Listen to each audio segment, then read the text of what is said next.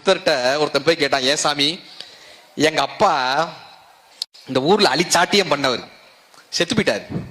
எங்க ரிச்சுவல்ஸ் பிரகாரம் இந்த தானம் பண்ண சொன்னாங்க, யாகம் வளர்க்க சொன்னாங்க, எல்லாம் பண்ணிட்டோம். ஆனா அவர் சொர்க்கத்துக்கு போவாருன்ற நம்பிக்கை எனக்கு இல்ல. இந்த ஊர்ல அவ்வளவு அழிச்சாட்டியம் பண்ணவர், நீங்க பெரிய சாமியாருன்றாங்க.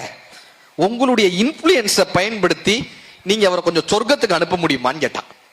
சொர்க்கத்துக்கு அனுப்ப முடியுமான்னு அவர் உடனே மெட்டீரியல்ஸ்ல சொன்னார், நான் சொல்றதெல்லாம் நாளைக்கு வாங்கிட்டு வாப்பார். 2 பானை, 2 வெண்ணெய் கட்டி, 2 கல்லு, 1 கம்பு, இதெல்லாம் வாங்கிட்டு வான்னார். இவன் சொன்ன, யாக மெட்டீரியல்ஸ் டிஃபரெண்டா இருக்கு அப்படின்னு 2 பானை, வெண்ணெய் கட்டி, கல் எல்லாத்தையும் எடுத்துட்டு வந்தான். நதிக்கரை ஓரமா நிப்பாட்டினாரு. இப்ப நான் சொல்றதை அப்படியே செய்யினாரு. என்னங்கன்னா, பானைக்குள்ள வெண்ணெய போடு, அதுக்குள்ள கல்ல போடு, 2 பானையிலையும் போட்டான். இப்ப 2ஐயும் தூக்கி தண்ணியில போடுனாரு. 2ஐயும் தூக்கி தண்ணியில போட்டான். இந்த குச்சியை வச்சு அடினாரு. 2ஐயும் அடிச்சான்.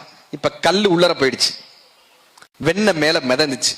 இப்ப புத்தர் சொன்னார், நான் சொல்ற மந்திரத்தை அப்படியே சொல்லு, வெண்ணையே உள்ளர போ, கல்லே மேலவா, வெண்ணையே உள்ளர போ, கல்லே மேலவா, இது வர்ற வரைக்கும் இதை சொல்லுனார். அவன் இப்படியே பார்த்தான், அது எப்படிங்க வெண்ணெய் உள்ளர போகும், கல்லு எப்படிங்க மேல வரும், வராதுலங்கன்னா. அவர் சொன்னாரு, வெண்ணெய் உள்ள போகாது, கல்லு மேல வராதுன்னு தெரிஞ்ச உனக்கு அயோக்கியத்தனம் மட்டும் பண்ண உங்க அப்பா சொர்க்கத்துக்கு போக மாட்டாருன்னு உனக்கு தெரிய வேணாமாடா, ஏண்டா பரிகாரம் பண்ணிட்டா மட்டும் சரியா போயிருமாடான்னு.